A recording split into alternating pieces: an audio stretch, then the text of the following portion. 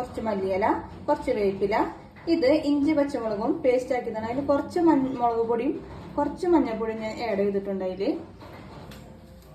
അടുത്തത് 1 ടീസ്പൂൺ മല്ലിപ്പൊടി, 1 ടീസ്പൂൺ മഞ്ഞൾപ്പൊടി, 1.5 ടീസ്പൂൺ ഗരം മസാല, 2 ടീസ്പൂൺ മുളക് പൊടി, ആവശ്യത്തിന് ഉപ്പ്.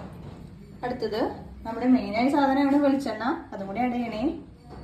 അപ്പൊ നമുക്ക് കട്ട്ലേറ്റിലേക്കുള്ള മസാല തയ്യാറാക്കാം. അപ്പൊ അതിന് നമുക്കൊരു ചട്ടി ചൂടാക്കാം. നന്നായി ചട്ടി ചൂടായതിനു ശേഷം നമുക്ക് അതിൽ വെളിച്ചെണ്ണ ഒഴിച്ചെടുക്കാം. അപ്പൊ നമ്മുടെ പാനൊക്കെ വെളിച്ചെണ്ണയൊക്കെ നന്നായി ചൂടായിട്ടുണ്ട്. പിന്നെ അതിലേക്ക് നമ്മൾ ഇഞ്ചി പച്ചമുളക് പേസ്റ്റ് ഇതിലേക്ക് ഇട്ട് കൊടുക്കാം. ഇഞ്ചി പച്ചമുളക് പേസ്റ്റ് നന്നായിട്ട് അതിൻ്റെ ഒരു പച്ചമണം മാറുന്ന വരെ നന്നായിട്ട് നമ്മൾ കുറഞ്ഞ ഫ്ലെയിമിൽ മാറ്റിയെടുക്കാം. അപ്പോൾ നമ്മുടെ പേസ്റ്റ് നന്നായിട്ട് പച്ചമണമൊക്കെ മാറി ചെറുതായിട്ട് മൂത്ത് വന്നിട്ടുണ്ട്.